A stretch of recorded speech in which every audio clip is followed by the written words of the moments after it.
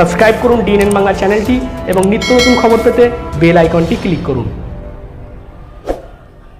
আজকে আমরা ডানকুনি টাউন তৃণমূল যুব কংগ্রেসের পক্ষ থেকে আপনারা নিশ্চয়ই জানেন যে গত 29শে জুলাই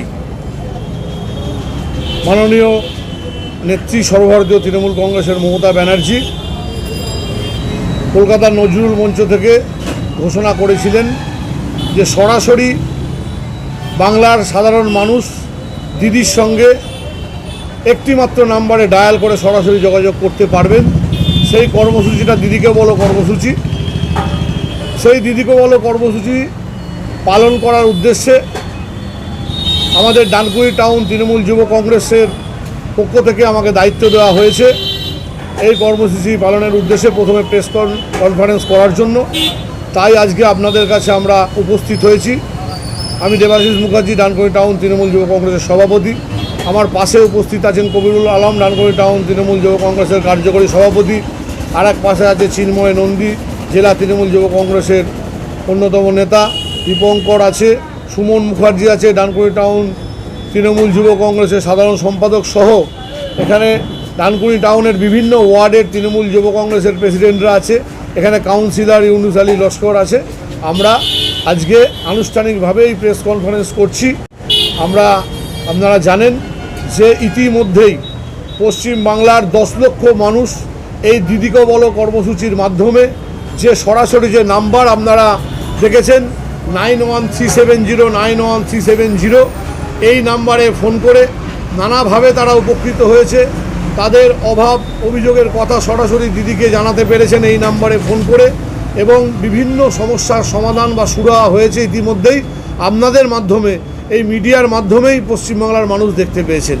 এবং এই কর্মসূচিকে আরও বেশি সংখ্যক মানুষের কাছে পৌঁছে দেওয়ার জন্য তৃণমূল যুব কংগ্রেসকে দায়িত্ব দেওয়া হয়েছে।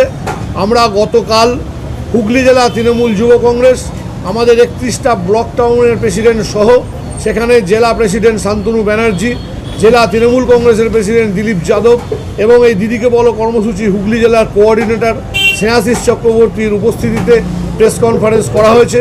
এবং সেখানে সিদ্ধান্ত গ্রহণ করা হয়েছে যে আগামীকাল 6 তারিখ আমরা হুগলি জেলার প্রত্যেকটা ব্লক টাউনে একটি করে গ্রাম যাওয়া হবে। আমরা ডানকুনি টাউন তৃণমূল যুব কংগ্রেসের পক্ষ থেকে আগামীকাল 6 নম্বর ওয়ার্ড গোবরায় যাওয়ার আমাদের নির্দেশ দেওয়া হয়েছে। আমরা সেখানে যাব এবং আমাদের দলীয় কর্মসূচি, সেখানে দলের যে নির্দেশ দেওয়া আছে সেই নির্দেশ মতো আমরা আমাদের দলীয় কর্মসূচি পালন করব। হ্যাঁ, আমাদের দলের যেটা নির্দেশ সেই নির্দেশ আমরা পুঙ্খানুপুঙ্খভাবে পালন করব। এবং সেখানে কর্মী বৈঠক, সেখানে বিশিষ্ট ব্যক্তি 5 জন বিশিষ্ট ব্যক্তির নাম আমাদের উল্লেখ করে দেওয়া হয়েছে। আমরা সেই বিশিষ্ট ব্যক্তিদের বাড়িতে যাব, তাদের সঙ্গে আলাপচারিতা করব, তাদের সুবিধা অসুবিধা সহ নানা সমস্যা নিয়ে আমরা আলোচনা করব। এবং তারপর আমরা কমপক্ষে 3 ঘন্টা ধরে একটি জনসংযোগ সভা করব ওই পাড়াতেই। সেই জনসংযোগ সভায় আমরা সেই এলাকার সমস্ত মানুষকে আসার আবেদন জানাবো এবং আপনাদের মাধ্যমেও আজকে আবেদন জানাচ্ছি যে আগামীকাল আমরা দিদিকে বলো কর্মসূচি নিয়ে গোবরা 6 নম্বর ওয়ার্ডে আমরা যাব এবং সেখানে ঠিক সন্ধ্যা 7টা থেকে রাত্রি 10টা পর্যন্ত একটি জনসংযোগ সভা করব। সেই এলাকার সমস্ত মানুষকে আপনাদের মাধ্যমে সেই জনসংযোগ সভায় উপস্থিত হওয়ার আহ্বান জানাচ্ছি। আপনারা জানেন সারা পৃথিবীতে বিভিন্ন রাষ্ট্রপ্রধানরা সাধারণ মানুষের সঙ্গে যোগাযোগ করার নানা রকম ব্যবস্থা করে থাকেন, কিন্তু এই পৃথিবীর মধ্যে পশ্চিমবাংলা এই প্রথম এবং পশ্চিমবাংলার মুখ্যমন্ত্রী এই প্রথম যে সরাসরি মাত্র একটা নাম্বারে ডায়াল করেই তার সঙ্গে যোগাযোগ করা যায়। এটা সারা পৃথিবীর বুকে একটা দৃষ্টান্ত। তাই আমরা যে কালকে জনসংযোগ যাত্রায় যাব সেখানে আমরা সমস্ত মানুষকে অনুরোধ করব আমাদের সেই জনসংযোগ সভায় এসে উপস্থিত হওয়ার জন্য। তাদের সমস্ত রকম প্রয়োজন, অভাব, অভিযোগ, তাদের সমস্যা তারা সব রকম তারা একদম নির্দ্বিধায় আমাদের কাছে বলতে পারেন।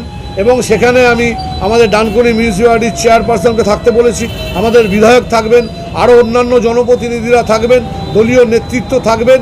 তাদের যা সমস্যা আছে আমরা শুনব। আমরা চেষ্টা করব সেখানেই সমাধান করার।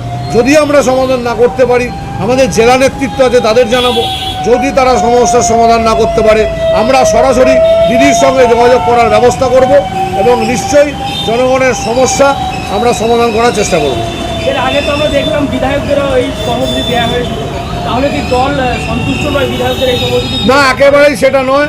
দল বিধায়কদের কর্মকাণ্ডে পুরোপুরি সন্তুষ্ট, কিন্তু আমাদের দল সিদ্ধান্ত নিয়েছে যে 100 দিনে পশ্চিমবাংলার মোট 10,000 গ্রাম ভিজিট করবে। এই 100 দিনে 10,000 গ্রাম ভিজিট করা, এবং আপনারা এও শুনেছেন যে 100 দিন 10,000 গ্রাম ভিজিট করবে 1000 জনপ্রতিনিধি। আপনি জানেন পশ্চিমবাংলায় 294টা বিধানসভা আসন, তাই শুধু বিধায়ক দিয়ে 1000 জনপ্রতিনিধি ঠিক করা যাবে না। তাই বিধায়ক, chairman, vice chairman, councillor, MP সহ দলীয় যারা নেতৃস্থানীয় আছে তাদের দিয়েও এই কাজটা করাতে হবে। কারণ আমাদের এই 100 দিনে 10,000 গ্রাম যে পরিক্রমা, তার জন্যই দায়িত্বটা আমাদের ওপরও বর্তেছে। যুব কংগ্রেসকেও, তৃণমূল যুব কংগ্রেসকেও দায়িত্ব দেওয়া হয়েছে এই কাজটা করার জন্য।